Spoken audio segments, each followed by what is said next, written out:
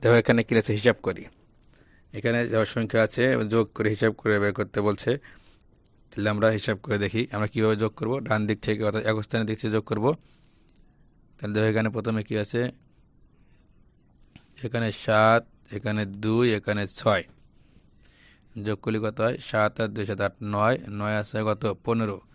এই হিসাব করার সময় প্রথমে দুই সংখ্যার সময় কী লিখবো? ডানের সংখ্যাটা লিখবো। তাহলে 15 কত হয়? 5। আমরা 5 লিখবো। বামের সংখ্যাটা হাতে থাকবে। দেখো এখানে যে হাতে বামে 1 আছে, দেখছো? এই সংখ্যাটা পরের সংখ্যার সাথে যোগ করে দিছে। তাহলে আমরা কীভাবে যোগ করবো? দেখো পরে কত আছে? এখানে 3, এখানে 7, 7 আর 3 কত হয়? 10, 10 আর 9 19, 19 আর এই যে হাতে 1 আছে কত হবে? 20। এখানে কিন্তু দুই সংখ্যা আছে, তাহলে কী হবে আমাদের? ডানে কত? 0। এই 0 আমরা লিখবো। বামে কত আছে? 2। বামের যে সংখ্যা থাক 1 অথবা 2 যাই থাকে না কেন, আমরা বামের সংখ্যাটা হাতে রাখবো। তাহলে এখানে আমার 2 হাতে থাকবে।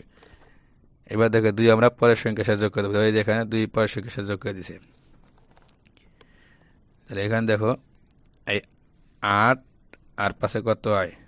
13, 13 আর এই 8 21, 21 আর যে হাতে আছে কত? 2, 22, 23।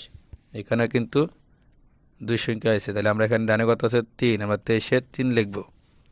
বামে আছে কত? 2, 2 আমরা হাতে রাখবো।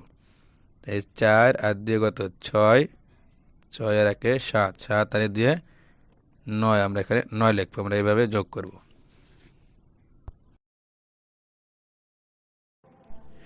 প্রিয় ভিউয়ার্স, তৃতীয় শ্রেণীর অঙ্ক বিষয়ে ধারাবাহিক ভিডিও পেতে আমাদের চ্যানেলটিকে সাবস্ক্রাইব করে রাখুন এবং আপনার মূল্যবান মতামত কমেন্টের মাধ্যমে জানিয়ে দিন। ধন্যবাদ।